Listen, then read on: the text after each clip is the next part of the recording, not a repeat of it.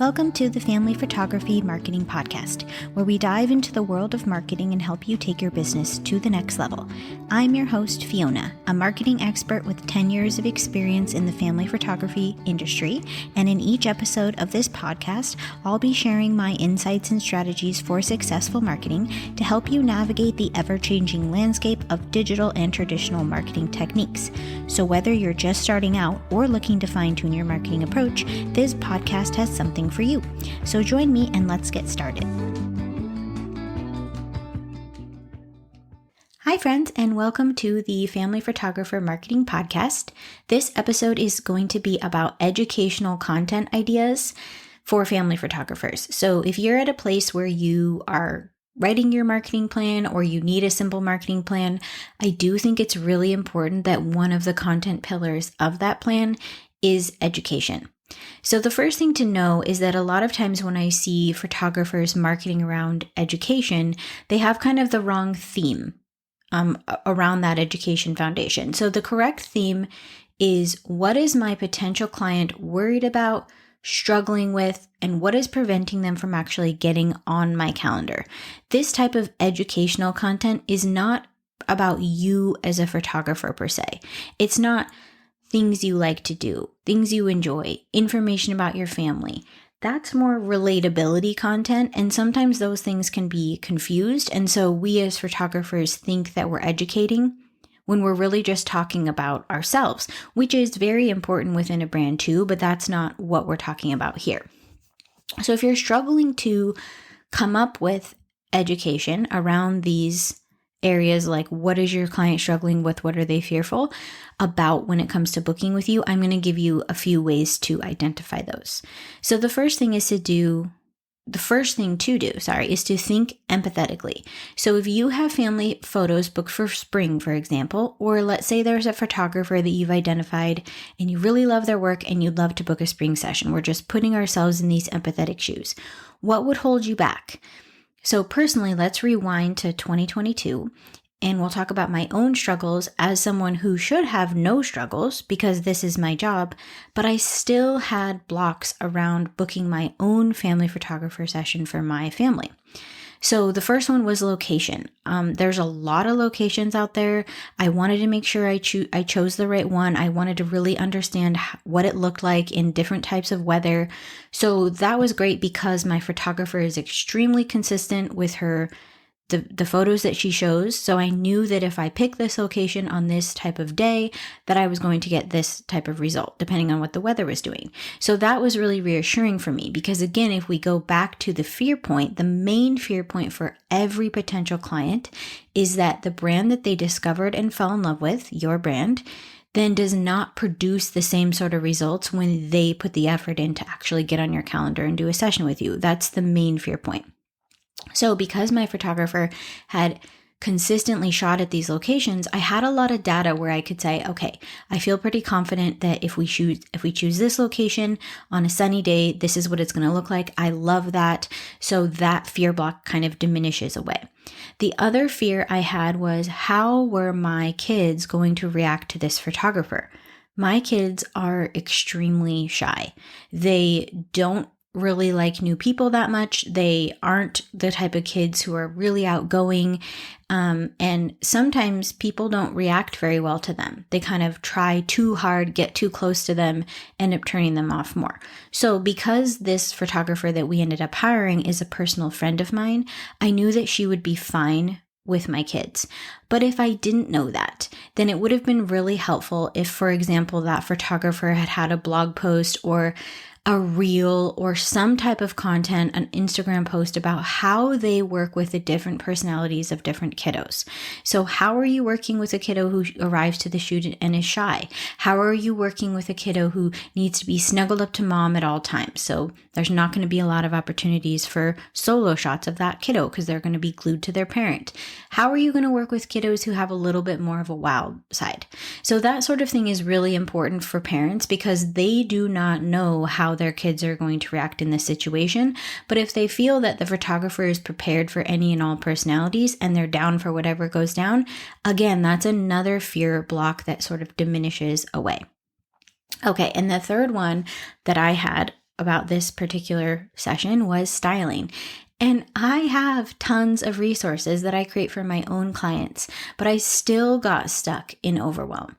So I knew what I should do, which was choose my outfit first, build the outfits around my outfit, which is what I recommend to all clients, because often what happens is they start with the kids and then their outfit becomes the last resort kind of thing and they don't love it. So I know it's really important for me at the shoot to love my outfit that I was wearing. So I did calm myself down, remember that that was the best strategy, and go forward. So how can you create education around styling where your potential client knows that you are going to be there to hold their hand through that process? So if we focus on just these three things, location, kiddo behavior, and styling, there are about 1 million micro educational content ideas that you could talk about. You can showcase how locations look between spring and fall. You can show different styling between those two seasons. Maybe your potential client has always done photos in the fall. I meet a lot of clients like this. Like there's this idea, and many people come into the family photography world as clients because they believe that they need to get a Christmas card. So the natural time to obtain family photos is fall. So every single professional photo that they have of their family is them in fall styled outfits, fall locations. Maybe every single image of their family that was taken by a professional photographer has kind of like a fall look. Maybe there's fall leaves on the trees. Those sort of colors are totally different. And that sort of styling is totally different than a flowy dress and wildflowers. So they're just within that one change, with the difference between what it looks like to work with you, your locations, how they change through spring, summer, and fall, how styling changes through spring, summer, and fall. You can create so many different education pieces just around there. It could be best kiddo outfits for little girls in spring, and then you can recreate that exact content for each season. Best footwear for each season, recreate for each type of family member. There's so many opportunities for ideas within that where your client could be struggling. So the idea is to think that kind of step away from your own brand and your own what you're looking at all the time and think about what a client might have experienced from other photographers or how they may view what family photography is and how you can bring them in to maybe try something new. So that sort of educational content builds so much trust because all the little questions that I have, all the worries that I have as a mom or a person who's booking this session start to diminish as I realize that my family photographer has thought of so many of these potential issues that I could have, and they're there for me to help me overcome them. And when you're creating this content, we want to think about the fact that the recommended way that I feel as a marketing educator for family photographers to market is a seasonal approach, which means that once you create a lot of this content, you can then just keep repurposing it every season.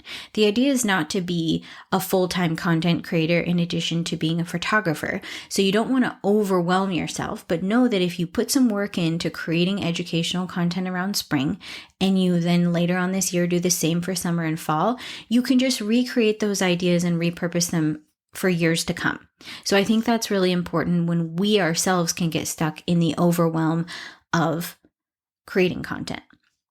So we know that, let's move on to kiddo behavior. So if you created a piece of content that showcased families that had kiddos that had different personalities and the resulting images of those, that would be very, very powerful for a mother or parent who's booking and worried about kiddo behavior. If I had known, for example, many of my clients are so relieved when they learn that they can text me photos of their outfits, because oftentimes styling falls to the mom and she's kind of alone in that. No one's really in, she might actually have active pushback from everyone in her family about the styling portion, even though she knows, just like I know, that the styling is important. But if she sees me, the family photographer, as her team member, she can text me photos. I'm going to give her ideas back. I am here to hold her hand through that process and she's not alone. That can be a huge relief and the overwhelm can melt away. But if I don't educate about the fact that I do that, if I don't tell people in my educational content to potential clients that they are welcome to send me pictures and text me ideas and that I will respond and help them, then they're not going to know that, and I can't help them overcome that hurdle to actually get on my calendar. So if you've tapped out yourself of imagined fears and worries that potential clients might have, the other thing I really recommend you do is actually ask your audience. So if you have a TikTok, I don't know where TikTok flew in there. If you have an Instagram following, or you have an email list, or you have any potential clients, or you even have friends or family that have booked family photography sessions in the past, ask them what it was that kept them from booking a session, or what fears or worries did they have. And it's really good to get very specific with these questions. If you ask too generically, like for example, if you say, why haven't you booked a family photography session this year? The number one reason might be money. So to get around that, you'd say, besides finances, what's a main reason that you haven't booked a family photography session? And then you can use those answers as educational content. You can even get more specific. When it comes to choosing outfits for family photos, for example, where do you get stuck? Where do you feel overwhelmed? That sort of data is so important and completely underutilized by family photographers. We sometimes worry that if we poll our audience, ask our audience, that it's coming across as unprofessional. And that is the opposite of what is happening.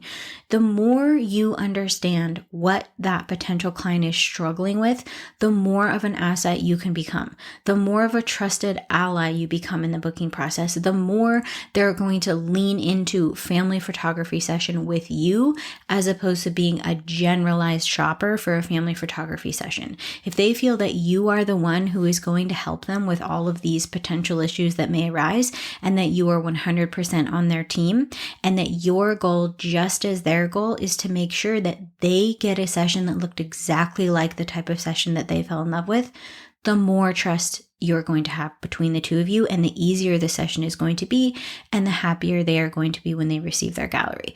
These sort of educational hand-holding moments are so, so important in building trust. So the other thing you need to remember is that people need to hear things a lot. And I'm going to keep saying this because I feel like it is a number one struggle point that I hear from family photographers, that within their marketing, they feel annoying or they feel salesy. So the more that you can overcome that fear of talking about things too much, the more direct your path will be to filling your calendar. It's that important. So we know from data, from science, we can lean on science here. Marketing scientists have determined that 7 to 10 times is the amount of times that people need to see something to actually see it. So I know I say that in a lot of episodes, but I'm just going to keep saying it so that anytime you create content and you're about to publish it and then you worry that you're being annoying, I want you to lean back on that science and remember that that's what we know about consumers, and that's what we, if we were truthful, know about ourselves as well. I generally, when I get targeted with an ad and I'm interested in that thing, like right now, the thing that's following me around on the internet are these Gather. They're like little play mats and kind of really cute bean bags. They're all very beige and neutral colors, and their marketing draws me in. So I can't help it. Every time I see an ad, I kind of pause on it for a second. And of course, the algorithm is picking up on that and then sending me more ads. And I probably saw 3 or 4 ads before I actually clicked through the website. So now I've been on the website. So I'm slowly taking these tiptoe steps to probably becoming an eventual buyer of that product. But I myself am a sloth in this process. I am not someone who jumps in to buy.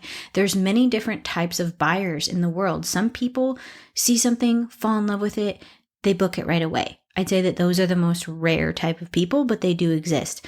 Most people need to see something, build trust within that brand to actually book. So if you are quiet and you are not educating and you're losing out on opportunities to be the trusted resource for your own brand, the only person that's hurt there is you. And of course, your potential client who doesn't learn more about you, fall more in love with you, build more trust with you.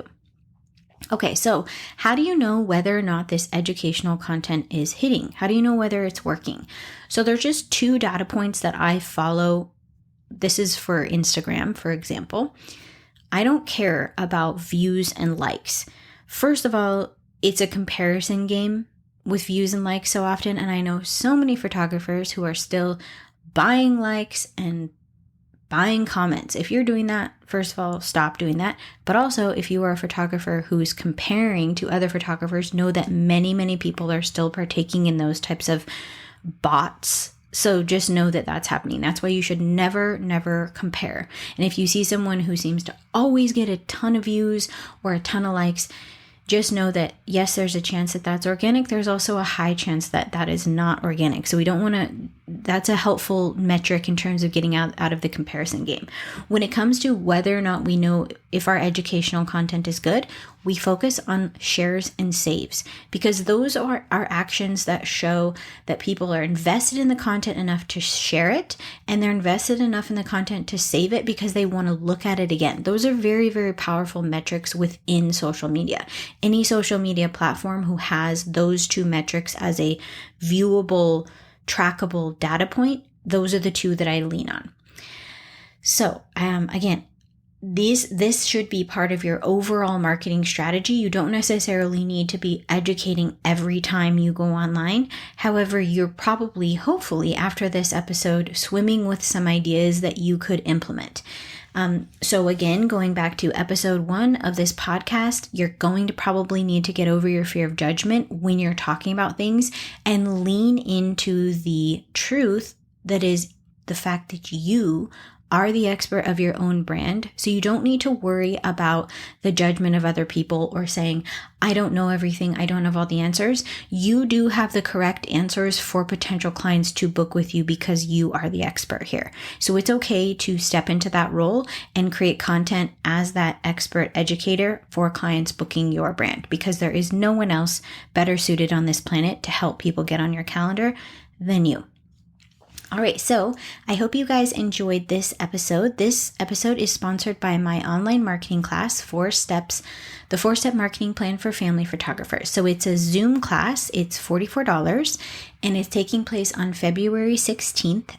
And the replay will be sent out if you can't make it. And you'll also get my marketing planner that will kind of help you plan out each season of your family photography business. It also has some helpful tools within the planner that can help you track these metrics. So I hope to see you there. And if not, I will see you next week.